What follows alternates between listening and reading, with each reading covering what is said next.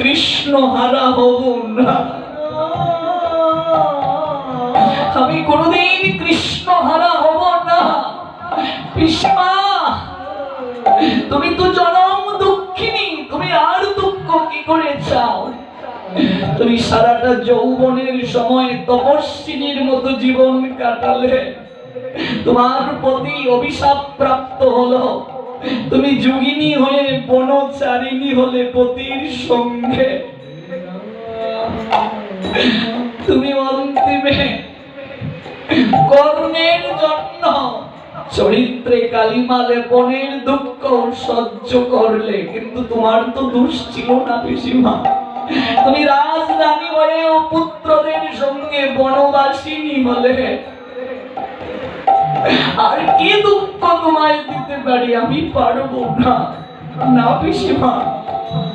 কুন্তী সেদিন কৃষ্ণকে জড়িয়ে ধরে বলেছিলেন, বাবা রে, সে দুঃখ অনেক ভালো যে দুঃখে তোমাকে কাছের করে পাওয়া যায়, তোমাকে আপনার করে পাওয়া যায়। আমি জানি কৃষ্ণ, তুমি না থাকলে আমার পুত্রদের বিজয় হতো না। এই কুরুক্ষেত্রের রথের তুমি কেবল সারথি নয়, অর্জুনের রথের তুমি কেবল সারথি নয়। কৃষ্ণ, তুমি প্রত্যেকটা মনুষ্য জীবের জীবন রথের সারথি। আমরা দুঃখে মনোবল হারিয়ে ফেলি, কিন্তু মানুষের জীবনে দুঃখ বিষাদ যদি না আসে, সে গোবিন্দ প্রসাদ লাভ করতে পারে না। তাই পরীক্ষিত শ্রমিক মুনির চরণে পড়ে কেঁদে কেঁদে বলছেন, মুনিবর, এটা আমার জীবনে পরম প্রাপ্তি, এটা অভিশাপ নয়, আমার জীবনে আশীর্বাদ, আমার জীবনে পর। এই 7 দিন আমি আর কেবল বেঁচে থাকবো। এই 7 দিনের মাঝে আমার জীবন কি করে ধন্য হবে, আমি কি করে ঈশ্বর দর্শন করব, আমাকে সেই উপায় বলে দে। পুত্র জন্মেজয়ের কাছে সকল রাজ্যভার অর্পণ করে রাজ পোশাক পরিত্যাগ করে ভিখারীর পোশাক পরিধান করলেন। দেখালেন রাজা পরীক্ষিত, হে সংসারী মনুষ্য জীব, ভগবান চাইলে রাজাকে মুহূর্তের মধ্যে ভিখারি বানিয়ে দেয় রে, আর ভগবান চাইলে ভিখারিকে মুহূর্তের মাঝে রাজা বানিয়ে দেয় রে। অহংকার কেউ করিও না। স্বর্গ মর্ত পাতাল যোগী দশমুণ্ড যার, সেই লঙ্কেশ্বরেরও পতন হয়েছিল, কেবল করেছিল অহংকার। আর আমরা মিছে বড়াই করি ভবে কেবল দুদিনের সংসার।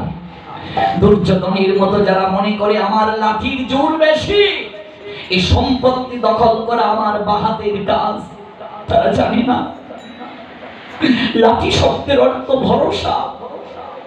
সংসারে যারা মনে করে আমার নাতি লাঠি, শ্মশানে দেবে ছাতি, বংশের সে বাতি, ওরা ভুল করছে। কৃষ্ণ যদি কারো জীবনে লাঠি না হয়, ভরসা না হয়, কেউ টিকতে পারে না। গোবিন্দ সন্ধির প্রস্তাব নিয়ে যুদ্ধের পূর্বে অনুনয় করে বললেন, দুর্যোধন, রক্তের গঙ্গা বইবে কুরুক্ষেত্রে, যুদ্ধটা বাদ দিয়ে দাও, ওদের রাজত্ব ফিরিয়ে দাও। রাজি হলো না দুর্যোধন।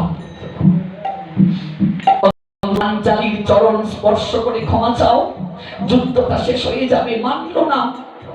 গোবিন্দ বললেন, শেষ প্রস্তাব, 5 ভাইকে 5টা গ্রাম দিয়ে দাও, যুদ্ধটা বন্ধ হয়ে যাবে, স্বাধীনতা দিয়ে দাও ওদেরকে। দুর্যোধন অহংকার করে বলল, ওদের 5টা লাঠি আর আমার 99টা লাঠি, বিনা যুদ্ধে নাহি দেব সুচাগ্র মেদিনী।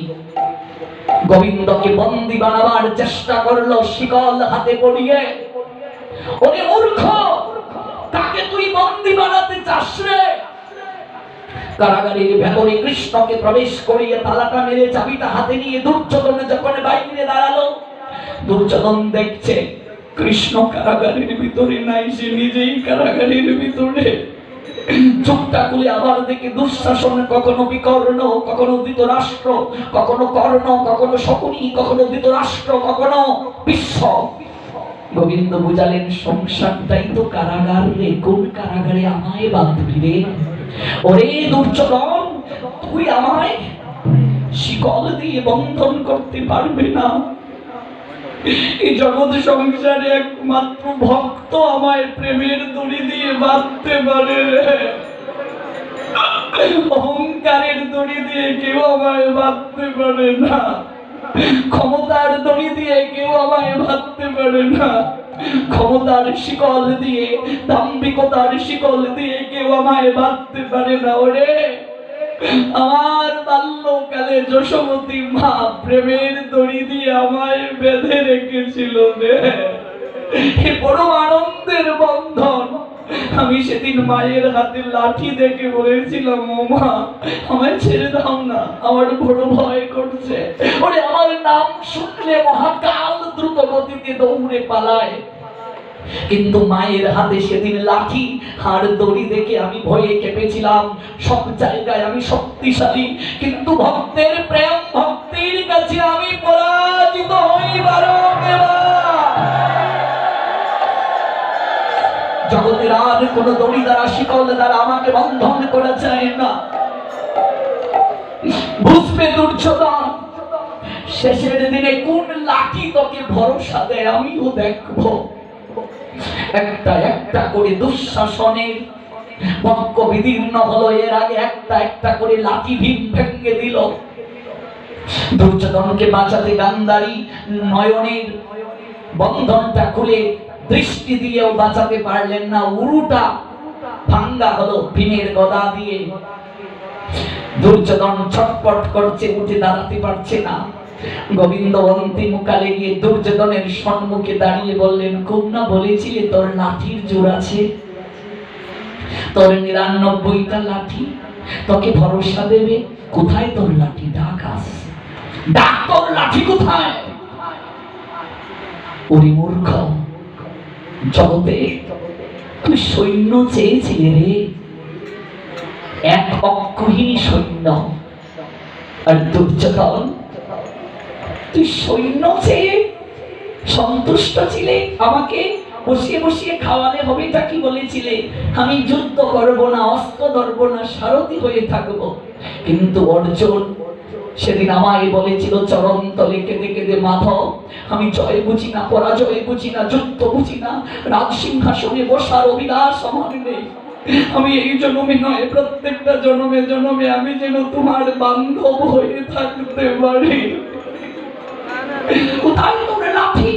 ওরে আমাকে যে লাঠি না ভাবে, আমাকে যে ভরসা না ভাবে, তার জীবনে শেষের দিনে লাঠিতে ভর দিয়ে চলতে হয়। বুঝলে মা, কার শেষের দিনটা কেমন হয় কেউ বলতে পারবে না। আমি তুমি যে বিছানায় পড়ে থাকবো না তার নিশ্চয়তা দিতে পারবে। এই জগতে তার মতো সৌভাগ্যবতী কেউ নাই যে রথ সচল থাকতে গোবিন্দের নাম নিয়ে জগৎ থেকে যে যেতে পারে। কতজনকে দেখেছি আমি আমার এই প্রচার জীবনে, বিছানায় পড়ে গুমরে গুমরে কাঁদে, মাংস পচতে শুরু করেছে। এক জায়গায় এক বৌমা বলছে, বাবা আমাদের একটু গৃহে যাবে? গৃহে গিয়ে উত্তরে দিয়ে নাকটা চেপে ধরুন, আমি তো দুর্গন্ধ। এদিকে শাশুড়ি বিছানায় পড়া, মাংস পচে পচে পড়ছে, কি দুর্গন্ধ, স্প্রে দিচ্ছে, গন্ধ বন্ধ হচ্ছে না। একটা কিনো আওয়াজ শুনতে পেলাম, মুমূর্ষু শাশুড়ির বদন থেকে শুধু বলেছিল, বাবা আমায় বিদায় দাও। আমার সেদিন নয়ন বেয়ে ঝরঝর করে জল ঝরেছিল, আর আমি গোবিন্দের উদ্দেশ্যে বলেছিলাম, ঠাকুর না জানি আমার শেষের দিনটা কেমন হয়। তোমার নাম নিয়ে রথ সচল থাকতে যেন এই সংসার কুরুক্ষেত্র থেকে যেতে পারি গোবিন্দ। তুমি সেদিন রথের চালিকা শক্তি সারথি হয়ে আসিও আমার জীবনে গোবিন্দ।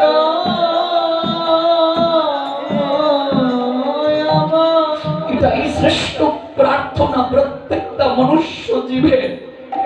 প্রতিদিন ভগবানের কাছে প্রণাম দিয়ে এই প্রার্থনাটা করবে। কদিন থাকবে বৌমা দিন টানবে আদরের সন্তান।